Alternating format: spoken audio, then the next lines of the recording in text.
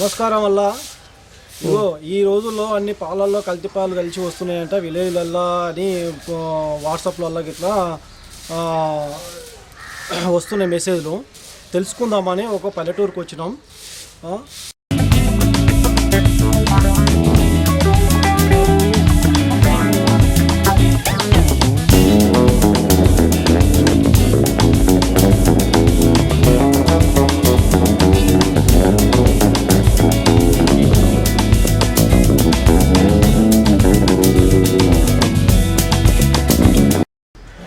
అవునమ్మా, మీరు ఇప్పుడు ఈ స్వచ్ఛమైన పాలే మీరు గేదె నుంచి పిండి పోస్తుర్రు, ఇందులో ఏమన్నా మీరు కల్తీ చేస్తుర్రా?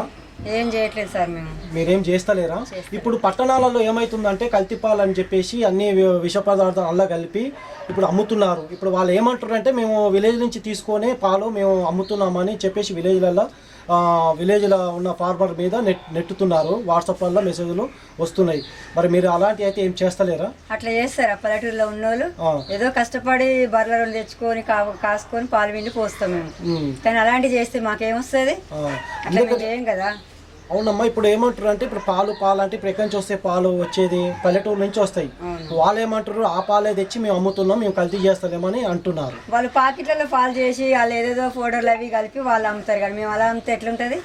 చూస్తున్నారు కదండి. ఇప్పుడు ఇక్కడ ఫార్మర్ రైతు తోటి మేము మాట్లాడుతున్నది. వాస్తవానికి వీళ్ళు స్వచ్ఛమైన బర్రెను కూడా చూసాము, మనం గేదెలు కూడా చూసాము. పల్లెటూరుది గ్రామానికి వచ్చాము.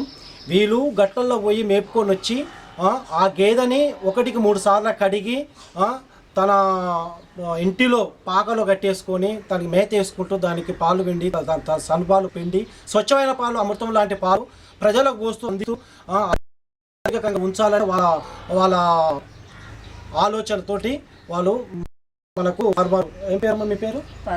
పార్వతమ్మ మనకు చెబుతున్నారు.